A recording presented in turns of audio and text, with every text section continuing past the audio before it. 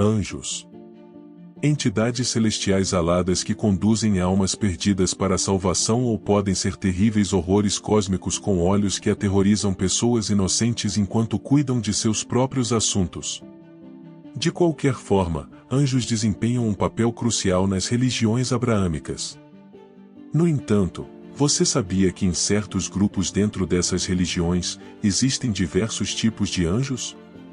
Hoje, exploraremos a hierarquia angelical proposta pela Igreja Católica Medieval. Em primeiro lugar, é importante definir o que exatamente é um anjo. O termo anjo deriva do grego angelos, que é a tradução do hebraico ou malach, significando o mensageiro. Tanto na Bíblia hebraica quanto no Novo Testamento grego, essa palavra refere-se a mensageiros divinos e humanos. No entanto, após a tradução da Bíblia para o latim, os significados divergiram.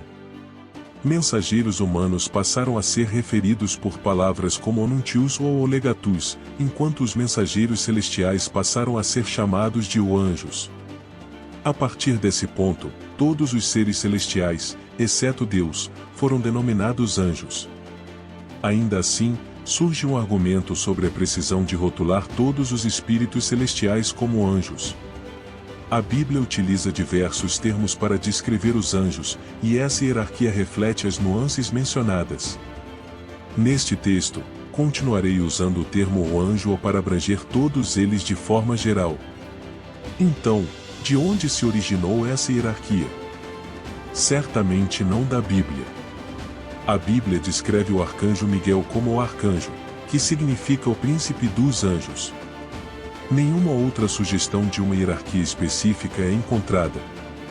Portanto, de onde ela surgiu?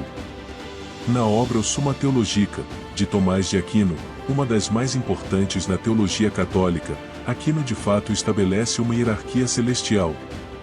Ele afirma que há 3 hierarquias dentro da ordem dos anjos, cada uma contendo 3 coros. Mas de onde ele obteve essas ideias? Em seus escritos, descobrimos a origem da ideia. Dionísio, o Areopagita, mencionado como discípulo do apóstolo Paulo no livro de Atos. Muitos livros foram erroneamente atribuídos a ele na Idade Média, e sua associação com Paulo conferiu às obras uma certa credibilidade apostólica. Uma dessas obras era a Hierarquia Celestial, que agora sabemos ter sido escrita por um filósofo neoplatônico que viveu por volta do século V, na Síria ou regiões próximas. No entanto, os medievais, como Aquino, acreditavam que essa obra era genuína. Agora que isso está esclarecido, vejamos a hierarquia proposta. Começando pela base, encontramos anjos, arcanjos e principados.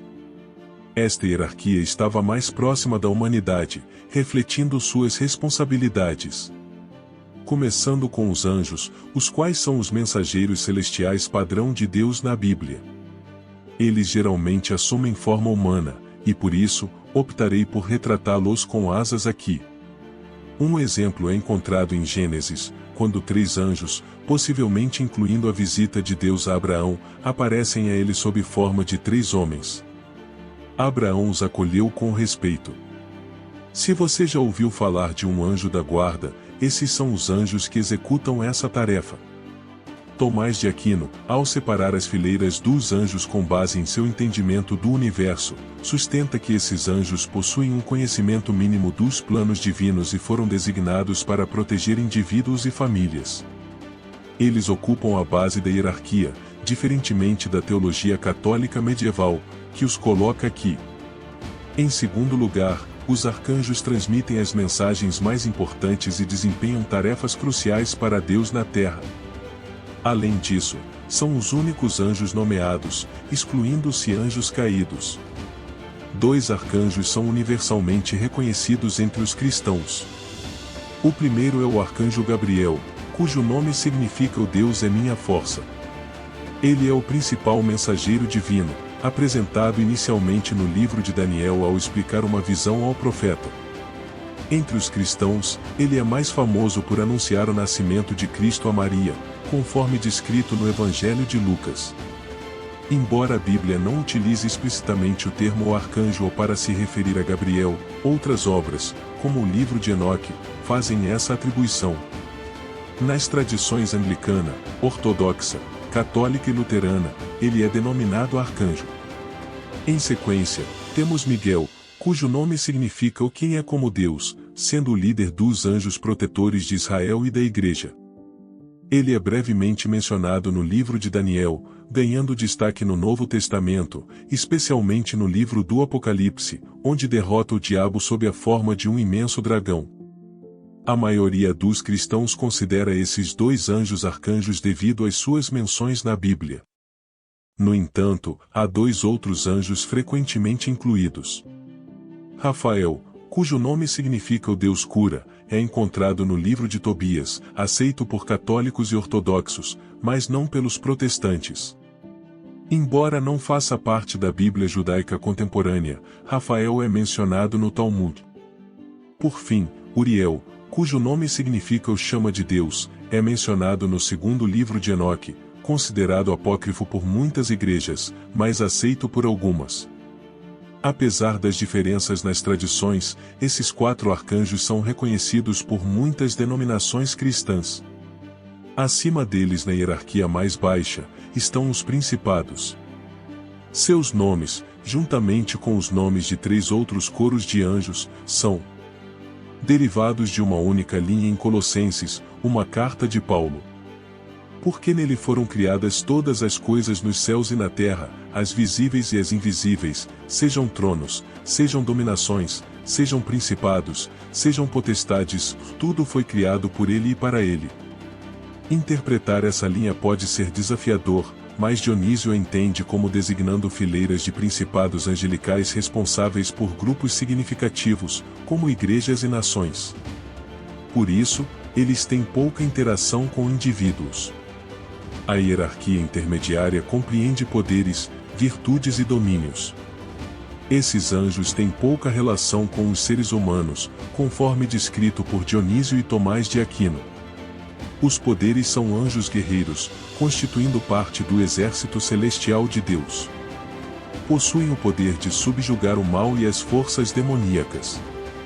Já as virtudes, cujo nome não é claramente mencionado na Bíblia, embora a palavra virtude o esteja presente, parecem ser associadas a fenômenos naturais e milagres na terra, conduzindo as pessoas à salvação.